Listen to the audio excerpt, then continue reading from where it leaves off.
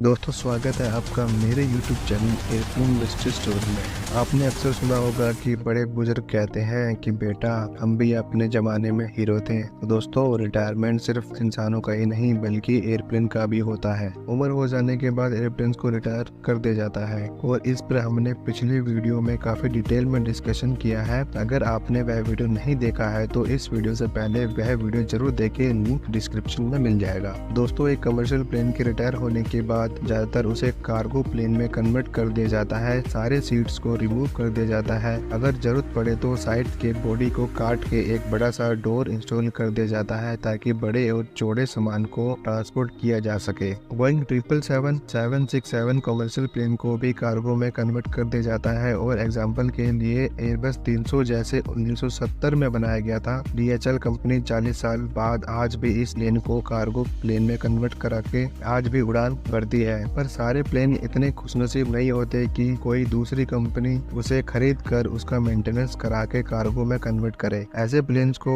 Airport में ज्यादा दिनों तक नहीं रखा जाता क्योंकि एयरपोर्ट में रखने के लिए पार्किंग चार्ज भी तो देना पड़ेगा ना। इसलिए ऐसे प्लेन्स को बोनियार्ड में भेज दिया जाता है। पर यह बोनियार्ड क्या होता है? दोस्तों, एक बोनियार्ड को यह देखकर डिजाइन किया जाता है कि यहाँ पर ढेर सारे 10,000 से अधिक एयरप्लेन्स को रखा जा सके। इसलिए इसके लिए यहाँ पर रेगिस्तानी एरिया चुना जाता है जहाँ बलुआ मिट्टी पाई जाती है। इसमें घास फूस जल्दी नहीं उगते जिसकी वजह से रात की ठंड में ओस नहीं जमती। इस जमीन पर रेत तुरंत ही पानी को सोख लेती है जिसकी वजह से प्लेन के मेटल बॉडी को जंग लगने का खतरा कम हो जाता है और ऐसे में बारिश भी कम होती है। कुल मिलाकर कहा जाए कि रेगिस्तानी एरिया एक परफेक्ट जगह होती है रिटायर प्लेन्स को रखने के लिए। सारे रिटायर प्लेन्स को ऐसे ही बोनियार्ड में रखा जाता है। अब यहाँ पर ऐसा भी नहीं है कि सिर्फ रिटायर प्लेन्स को ही रखा जाता है। कभी कभी जब प्लेन के साथ कोई हादसा हो जाता है तब उसके मलबे को भी यहाँ पर रख दिया जाता है। पर ऐसा करने का मकसद क्या है, ये समझते हैं एक आसान से एग्जांपल से। मान लो कि मेरे पास 10 आईफोन है। जब मेरे पास बहुत सारे पैसे थे तो मैंने 10 आईफोन खरीद लिए। यूज करने के बाद मैंने 8 फोन को अलमारी में रख दिया, 2 अभी भी यूज कर रहा हूँ। अगर किसी एक आईफोन की स्क्रीन टूट जाती है तो मैं पुराने आईफोन की स्क्रीन को निकाल कर रिप्लेस कर सकता हूँ। चाहे कोई भी कंपोनेंट खराब हो जाए उसे रिप्लेस कर सकता हूँ क्योंकि मेरी अलमारी में ऑलरेडी 8 आईफोन मौजूद है। इसी तरह से करते करते कई सालों तक आईफोन को एक्टिव रख सकता हूँ। यहाँ पर ध्यान देने वाली बात यह है मैंने कंपनी का सहारा नहीं लिया। चाहे कंपनी उस फोन को बनाना बंद भी कर दे या फिर पूरी की पूरी कंपनी ही बंद हो जाए, अपने फोन को सालों तक चला सकता हूँ। मुझे किसी कंपनी पर डिपेंड होने की जरूरत नहीं है। दोस्तों, एयरप्लेन्स के साथ भी ऐसा ही होता है। बहुत सारे एयरबस A380 रिटायर हो चुके हैं और बहुत सारे A380 अब भी फ्लाई करते हैं। एयरबस कंपनी ने इस प्लेन्स को बनाना ही बंद कर दिया और इसके पार्ट्स को भी बनाना बंद कर दिया है, लेकिन कोई फर्क नहीं पड़ता क्योंकि बोनियार्ड में ऑलरेडी बहुत सारे A380 मौजूद हैं। जब भी किसी पार्ट्स की जरूरत पड़ती है तो बोनियार्ड में मौजूद प्लेन्स के पार्ट्स को रिप्लेस कर दिया जाता है। तो इस तरह से बोनियार्ड में मौजूद प्लेन्स के पार्ट्स को खोलकर बेच दिया जाता है जिससे 80 से 90% खर्च निकल जाता है। तो इस तरह से प्लेन के रिटायरमेंट के बाद भी एयरलाइंस कंपनी वाले पुर्जे को बेचकर पैसे कमाते हैं। इसके अलावा बहुत सारे एयरप्लेन्स को टोटली बैन ही कर दिया जाता है, जैसे कि बोइंग 737 मैक्स एयरप्लेन 6 महीने के अंतराल में 2 बार एक ही तरीके से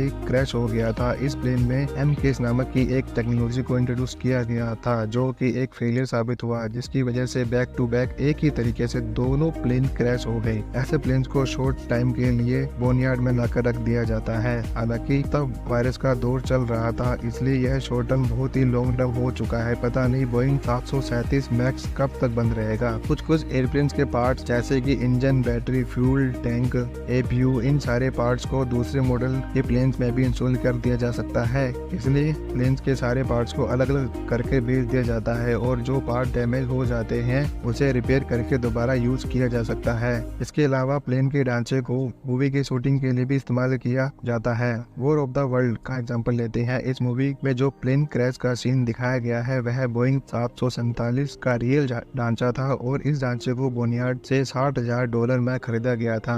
अगर इसे VFX के जरिए दिखाया जाता तो शायद खर्चा 60,000 से भी बढ़ जाता और उतना रियल भी नहीं लगता। मूवी के शूटिंग हो जाने के बाद प्लेन्स के मलबे को स्टूडियो में छोड़ दिया जाता है। जब भी लोग घूमने आते हैं तब उन्हें दिखाया जाता है कि वो of the world plane crash इसी तरह से शूट किया गया था। खैर यह रही मूवी की बात। इसके बाद कुछ प्लेन बहुत ही यूनिक होते हैं, जैसे कि कॉनकॉर्ड। यह प्लेन साउंड की दुगनी रफ्तार से उड़ता था। यह प्लेन अर्थ के घूमने की रफ्तार से भी तेज फ्लाई कर सकता था, लेकिन इसे 2003 में रिटायर कर दिया गया। 10 नवंबर 2003 में कॉनकॉर्ड ने आखिरी उड़ान भरी थी। टोटली 40 कॉनकॉर्ड लॉन्च कर दिए गए थे, लेकिन अब 13 ही बचे हैं, जो दुनिया के अलग अलग हिस्सों में म्यूजियम की शोभा बढ़ा रहे हैं। दोस्तों, यूनिक प्लेन की भी जगह यूनिक ही होती है, लेकिन एयरबस A380 लग्जरी प्लेन की रिटायरमेंट भी बेकार नहीं जाती। फॉर एग्जाम्पल, एक बहुत बड़ा बिजनेसमैन A380 पर एक रेस्टोरेंट बनवाना चाहता है, जिसके लिए लगभग 1 करोड़ का खर्चा आ रहा है। लेकिन अगर वह A380 जैसे रेस्टोरेंट ना बनाकर सीधे A380 प्लेन के ढांचे को ही खरीद लेता है, तो उसे 1 करोड़ से भी कम रुपए में मिल जाएगा और उसका ढेर सारा पैसा भी बच जाएगा। इसके बाद वह प्लेन के ढांचे को A380 नाम दे सकता है और कॉकपिट भी खाना भी बना सकता है। दोस्तों, यह सारी बातें मनगढ़ंत नहीं है, बल्कि ऐसे कई सारे रेस्टोरेंट देश भर में मौजूद है। आपको होटल भी मिल जाएंगे जो कि रियल प्लेन्स के बॉडी से बनाया गया है। गुड़गांव, नोएडा, मुंबई जैसे शहरों में इस तरह से रेस्टोरेंट बनाए जा चुके हैं। वही प्लेन के बॉडी का इस्तेमाल और फायर फाइटर के ट्रेन करने के लिए किया जाता है। दोस्तों, ऐसा भी नहीं है कि बोनियार्ड में सिर्फ प्लेन ही नजर आएंगे। एरिजोना के बोनियार्ड में आपको प्लेन के साथ साथ फाइटर प्लेन 4000 से भी अधिक हेलीकॉप्टर और स्पेस शटल भी मिल जाएंगे। तो आपको आइडिया हो गया होगा कि प्लेन के रिटायर के बाद क्या किया जाता है। इस वीडियो में अभी तक के लिए इतना ही। वीडियो अच्छा लगे तो लाइक कर देना और चैनल को सब्सक्राइब कर देना।